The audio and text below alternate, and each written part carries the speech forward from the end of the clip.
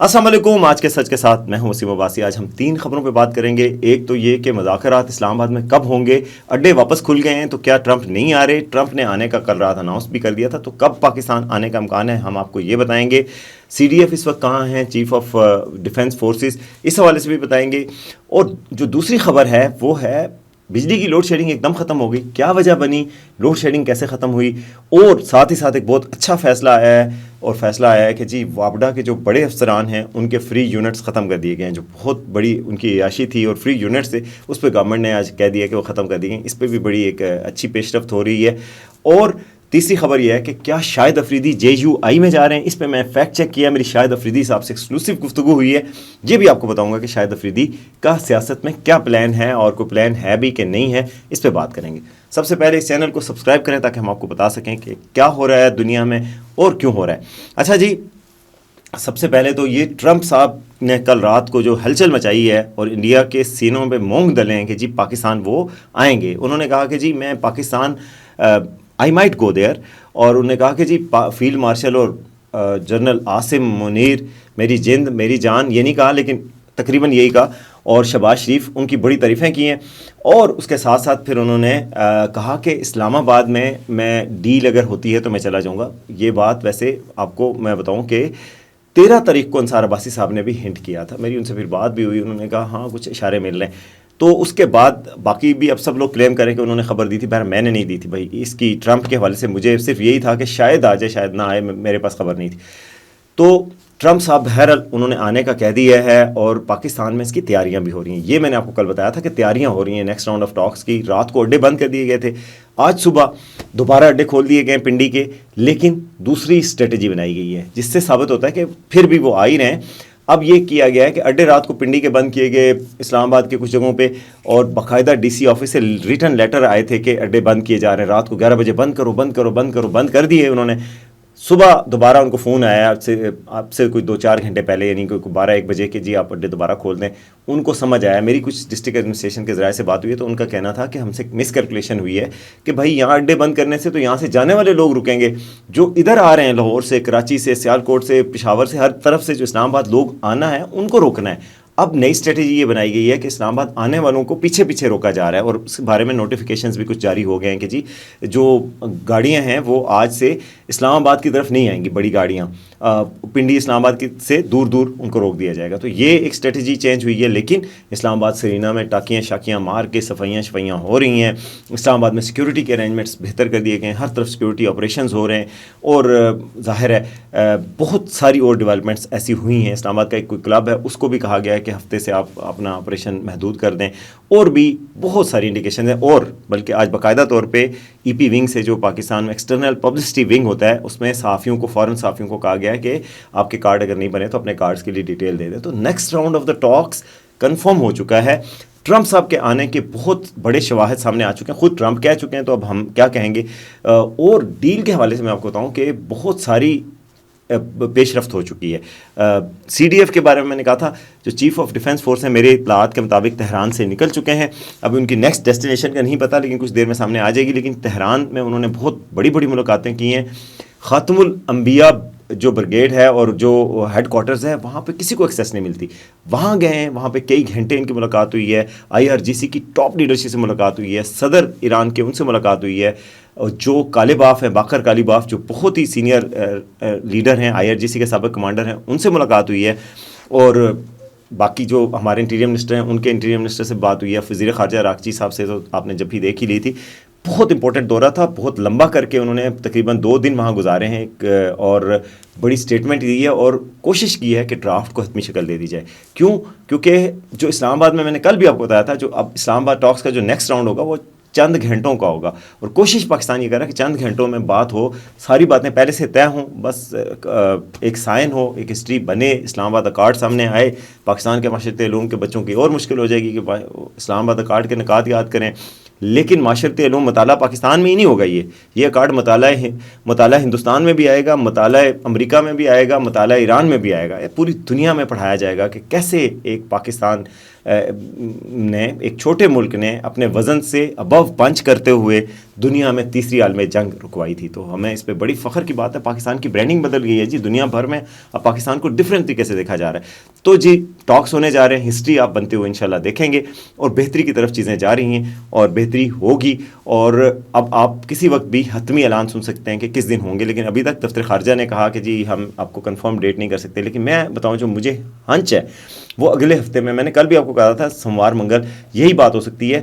سوموار یا اس کے بعد والے دنوں میں امکانات زیادہ نظر آ رہے ہیں, کیونکہ جو امریکن پریزیڈنٹ ہوتا ہے اس کی سیکورٹی بہت سخت ہوتی ہے. اس سے پہلے 2-3 دن پہلے گاڑیاں آتی ہیں, سیکورٹی آتی ہے, ایئرپورٹ کا کنٹرول ہوتا ہے, ہر چیز ہوتی ہے. میں 2006 میں صدر بش پاکستان آئے تھے تو میں جیو کا رپورٹر تھا, میں ایئرپورٹ پہ موجود تھا. مجھے پتا ہے کہ وہاں پر ہم جو صحافی بیٹھے تھے ان کو ایک سائڈ پہ بٹھایا ہوا, پھر ان کو آنے کے وقت دور تک ایکسیس دی. میں نے خود بش صاحب کو قریب سے دیکھا. میں نماز پڑھنے جا رہا تھا, میری ایک امریکی فوجی سے لڑائی ہوگی. اس نے کہا آپ اس سائڈ پہ نہیں جا سکتے. میں نے کہا یار وہ سامنے خالی جگہ پڑی ہے, میں نے وضو کیا ہوا ہے, میں نماز پڑھنے جا رہا ہوں. اس نے کہا نہیں جا سکتے. 2-3 کی جھگڑا ہوا, پھر ایک اور کوئی سینئر ان کا آیا, اس نے کہا نہیں آپ چلے جاؤ یار. میں نے اس کو بتایا کہ I have to offer the prayer, تو اس نے کہا چلو چلے جاؤ. تو اتنا کنٹرول ہوتا ہے, وہ پوری زمین اور آسمان پہ وہ کنٹرول کرنے کی کوشش کرتے ہیں تاکہ ان کی امریکن پریزیڈنٹ کی سیکورٹی ہوتی ہے ظاہر ہے. اور یہ بھی کہا جا رہا ہے کہ اسلام آباد کی جو فضائی حدود ہے اس کی بھی اس دن ناکہ بندی ہوگی, اور اسلام آباد کی فضائی حدود بھی بند کر دی جائے گی جس وقت امریکی اور ایرانی ڈیلیگیشن آئے گا. اور ایران کے صدر مسعود پزشکیان وہ بھی پاکستان آئیں گے. ظاہر ہے پروٹوکول کی بات ہوتی ہے نا کہ ایک پریزیڈنٹ کے ساتھ پریزیڈنٹ لیول پہ ہی بات ہوتی ہے. تو ایران کی ڈیلیگیشن بھی آئیں گے, تو یہ کتنا تاریخی اور حسین لمحہ ہوگا. اس لمحے کو آپ انجوائے کریں, امیجن کریں اور دعا کریں کہ اس لمحے کو نظر نہ لگے. اب دوسری خبر کی طرف آتے ہیں جی. دوسری خبر اچھی خبر ہے, بلکہ دوسری خبر وہ خبر سناتا ہوں آپ کو. شاہد افریدی صاحب, شاہد افریدی جو ہے وہ پاکستان کے سٹار کرکٹر ہیں, لالا جو سکسرز کے لیے مشہور ہیں, مشکل ترین سچویشنز میں میچ ونر ہیں, اکیلے 15-16 دفعہ مین آف دی میچ جیتے ہیں, T20 میں, ون ڈے میں, ہر چیز میں انہوں نے اپنا لوہا منوایا ہے. اور جو ماڈرن کرکٹ ہے اس میں ایک دنیا کے سپر سٹار ہیں اور پاکستان کے سپر سٹار ہیں. اس سے پہلے وسیم اکرم, عمران خان سپر سٹار تھے, لیکن جو یہ ایرا ہے اس صدی کے سپر سٹار جو ہے وہ شاہد افریدی تھے.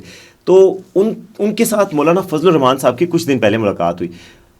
کچھ صحافیوں نے چہمگوئیاں شروع کر دیں, کوئی ٹویٹر پہ, کوئی کدھر کہ جی ایک بڑے کھلاڑی ایک جماعت میں شامل ہو کے سینیٹر بننے لگے. تو میں نے پھر اس کے لیے رابطہ کیا, JUI سے بھی کیا اور شاہد افریدی صاحب سے بھی کیا. تو شاہد افریدی صاحب نے بڑا تفصیلی مجھے بھیجا ہے جواب, جس میں انہوں نے کہا ہے کہ نہیں وسیم ایسی کوئی بات نہیں ہے, میری جو ہے وہ بہت اچھی ملاقات رہی. مولانا فضل الرحمان ایک بہت سینئر سیاستدان ہیں اور بڑے اچھے سیاستدان ہیں, بہت دلچسپ بھی آدمی ہیں. میری کچھ ایئرپورٹس وغیرہ پہ ان کی پہلے ملاقات ہوتی تھی, لیکن میرے گھر پہ ہوئی ہے. میرے لیے بڑی عزت کی بات ہے کہ میری ان سے ملاقات ہوئی ہے. لیکن انہوں نے کہا کہ ایسی اس چیز میں ریومرز میں کوئی صداقت نہیں کہ میں JUI جوائن کر کے سینیٹر بن رہا ہوں.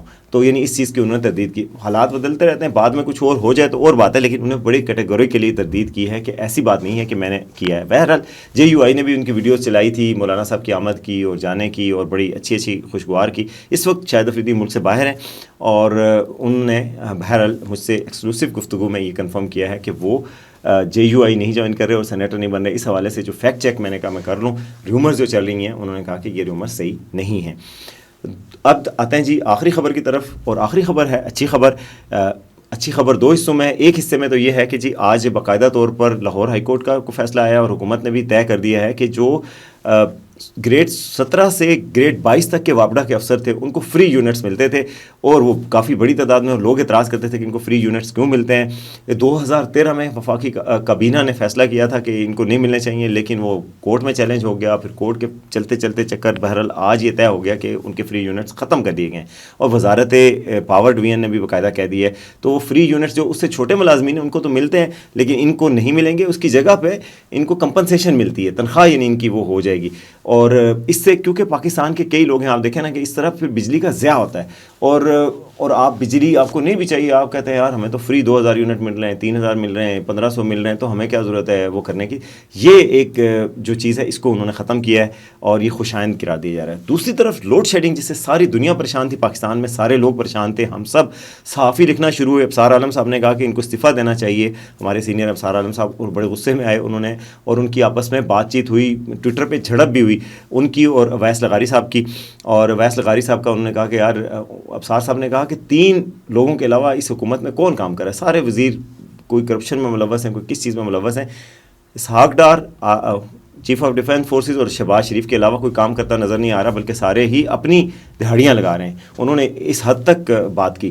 بہرحال جو بات انہوں نے کی اور صحافیوں نے جو ٹویٹر پہ لکھنا شروع کیا، سارے صحافیوں نے، اور سارے چونکہ سچ تو بولنا ہے کہ جو ہو رہا ہے، بجلی آ نہیں رہی تھی، جا رہی تھی زیادہ. یعنی عمر چیمہ نے لکھا کہ بجلی آ جا نہیں رہی بلکہ جا رہی ہے، اور ایک منٹ میں 3 دفعہ پھڑک رہے ہیں بلب اور ساری چیزیں، تو وہ تباہ ہو جائیں گی. اس پر پھر CNN کے جو ان کے انٹرنیشنل کورسپونڈنٹ ہیں، انہوں نے جناب ایرک، انہوں نے لکھا کہ انہوں نے ایک رپورٹ بنا دی اور پورے کھڑے ہو کے ہوٹل کی چھت سے انہوں نے کہا کہ یہ دیکھیں اسلام آباد پوری دنیا میں امن کی روشنی پھیلانا چاہ رہا ہے، لیکن اپنے ملک میں اندھیرا ہے اور وہ ہے. یہ بات شاید بڑی لگی ہے، اور جو صحافیوں کے بھی کمنٹس ہیں اور جو پریشر آیا، اس کے بعد کل لوڈ شیڈنگ نہیں ہوئی الحمدللہ. اور آج بیان جاری کر دیا ہے وزارت پاور ڈویژن نے اور کہا ہے کہ جی مانا ہے کہ ہاں اب لوڈ شیڈنگ ہم نے کم کی ہے، لیکن انہوں نے یہ نہیں کہا کہ پریشر آیا یا کوئی امیج بلڈنگ کی وجہ سے. انہوں نے کہا یار جو پانی ہے تربیلا ڈیم، منگلا ڈیم، ان سے پانی ہم نے کل زیادہ چھوڑا، کوئی 30,000 کیوسک پانی چھوڑا. اس سے پہلے 8,000 کیوسک چھوڑا تھا، تو اس سے بجلی کم بننی تھی، اب زیادہ بنی ہے، شارٹ فال کم ہو گیا. اس لیے جو لوڈ شیڈنگ 6-7 گھنٹے کر رہے تھے، اب خود مان رہے اپنے منہ سے 6-7 گھنٹے. حالانکہ پہلی پریس ریلیز میں انہوں نے کہا تھا کہ ہم 2-2.25 گھنٹے کریں گے. اب انہوں نے خود کہا کہ نہیں 2 گھنٹے لوڈ شیڈنگ ہوئی ہے کل رات اور باقی نہیں ہوئی. تو ہم سب جو یہاں پہ رہتے ہیں اسلام آباد میں یا باقی جگہوں پہ، آپ اپنا ایکسپیرینس بتائیے گا کہ آپ کے علاقے میں کتنی ہوئی. لیکن ہمیں تو لگا جیسے لوڈ شیڈنگ ختم ہو گئی ہے.